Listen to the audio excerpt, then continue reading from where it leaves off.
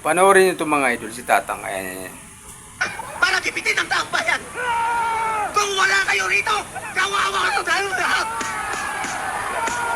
Kung wala kayo rito, kawawa. Kawawa naman tong matandang to. Kinakapos na. Sa ininga, kakasigaw ng sinusuportan kuno niya. No? Advice ko lang sa Tang, no? Magpahinga ka na. Tanda mo na yan. Dapat namamahinga ka na lang sa bahay mo.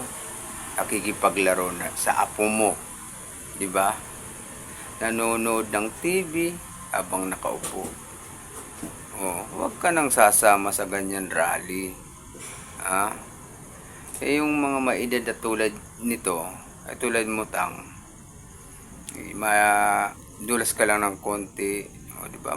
Baka mabalian pa ng buto, di ba? Mamahinga na. Huwag nang sasali sa ganitong rally. Yun lang.